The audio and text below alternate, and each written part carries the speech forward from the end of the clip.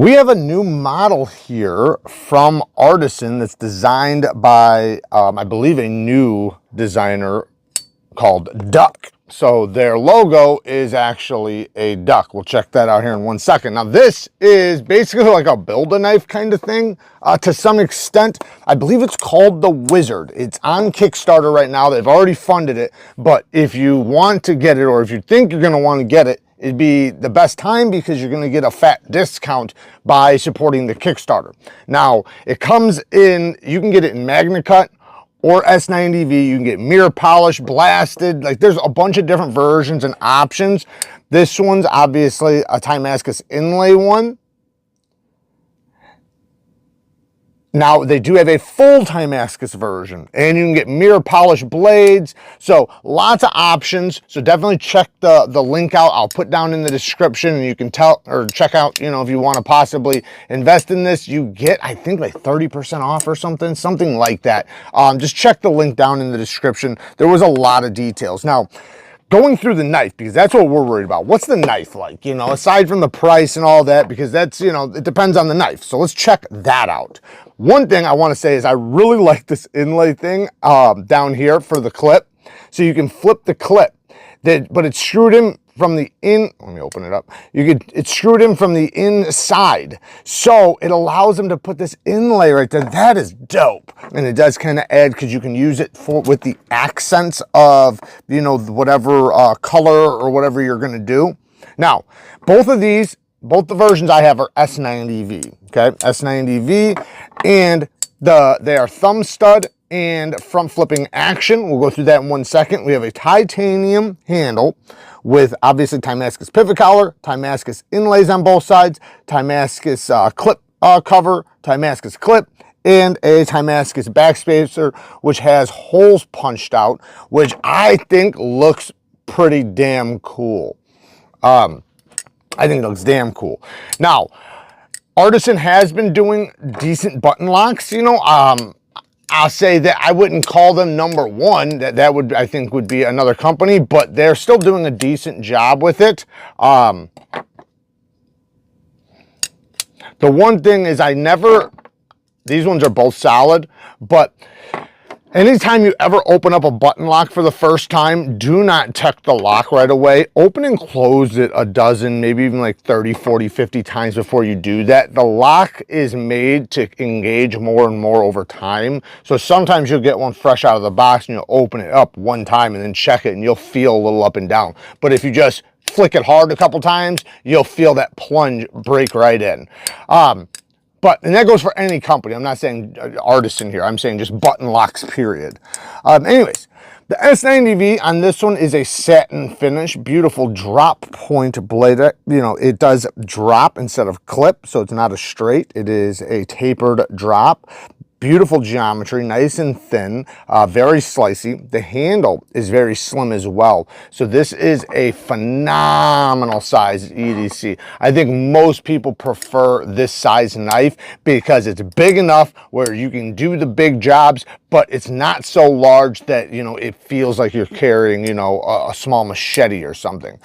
Very, very fidget friendly. The thumb studs land in a really good spot. And I do like their thumb studs. I do prefer sharp rings. Theirs are not super sharp, but they're always well placed and they're sharp enough. So, and this one has a cool sound. Now it's gonna stop.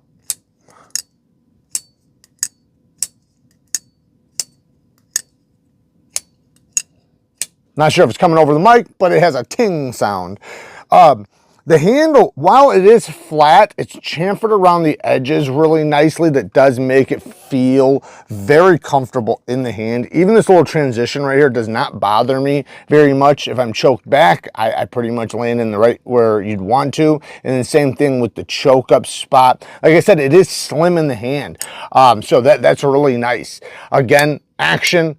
Or detent, I should say. You know, it's a button lock, so the detents are typically not super strong, especially with a front flipper attachment.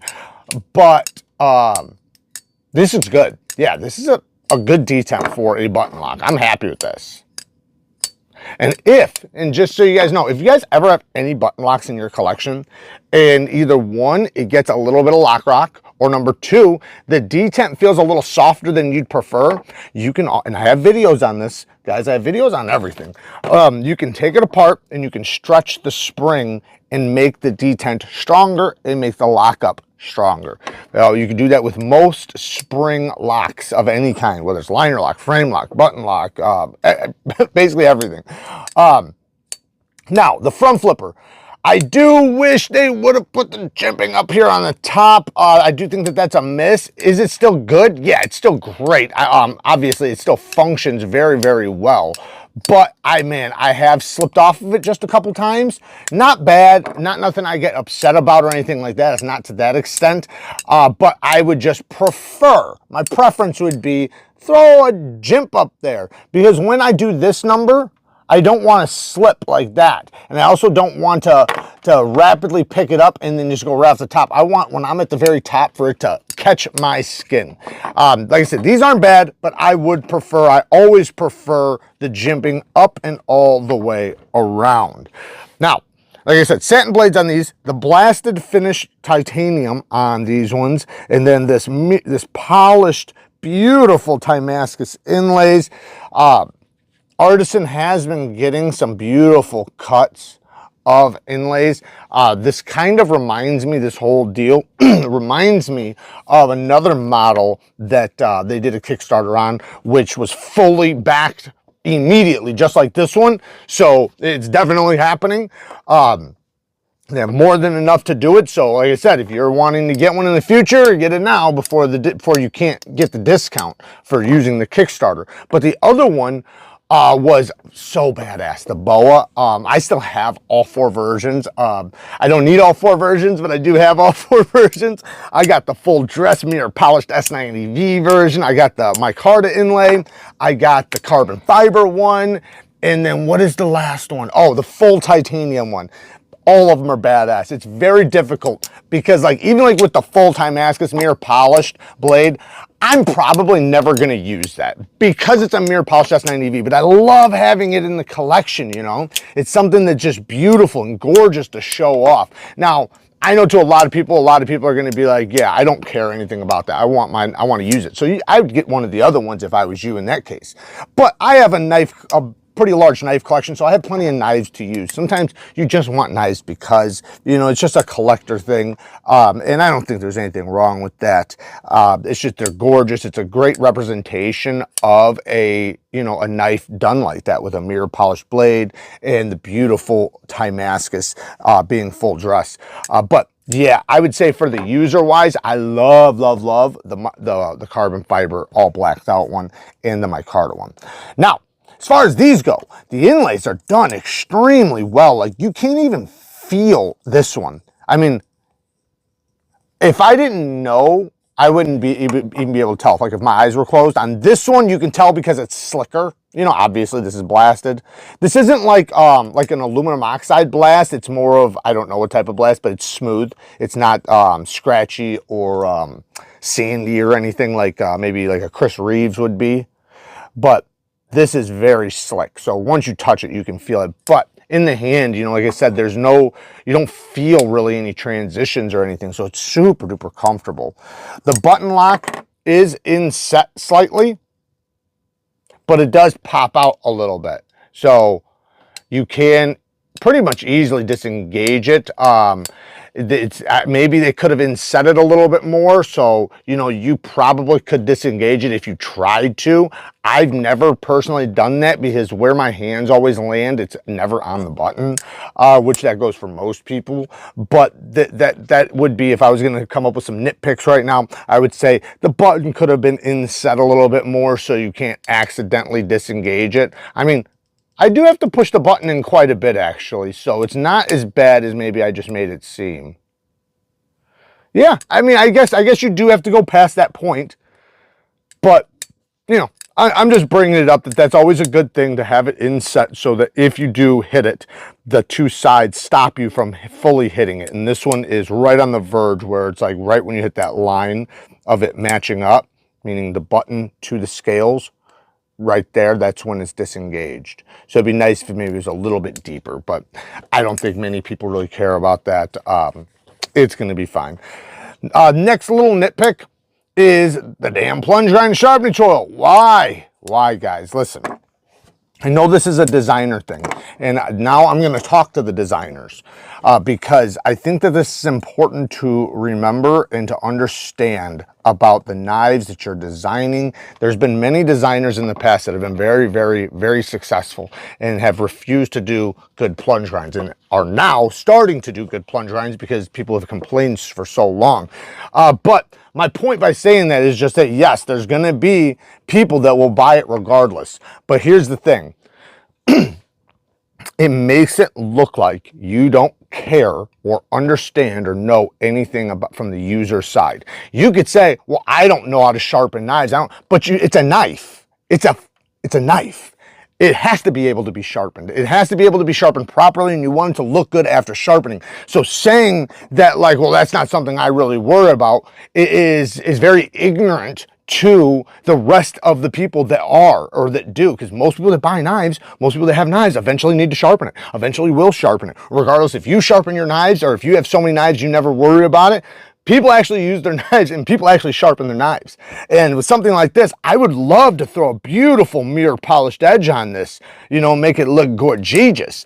Problem is I'm going to hit into the plunge grind. I'm going to sharpen into the plunge grind. Now, is that a deal breaker? No, it's not. But it could easily be fixed. This is like an easy fix. You just got to separate the end of the plunge grind from the edge.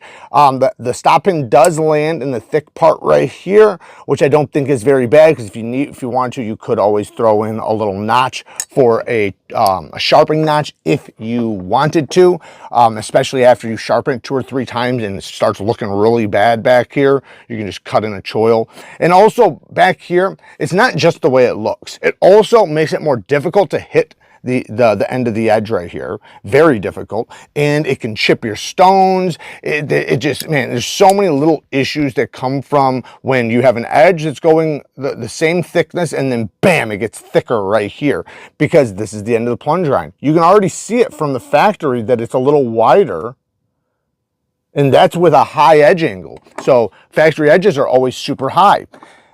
I'm going to put a low edge angle on it. You know, like 17 degrees per side, sometimes lower. So my bevel will be much bigger. So when I sharpen it, it's going to cut. And even if I did it at 20, it would still do it. So it's not like that's the, you know, the only thing. You know, you could want to sharpen it at 20 degrees and it's still going to do it. Anyways, next nitpick, and I know that I went a little crazy on that one. I'm trying to beat it into people's heads that the plunge grinds matter, and it makes you look like you don't care about the end user's experience with your knife.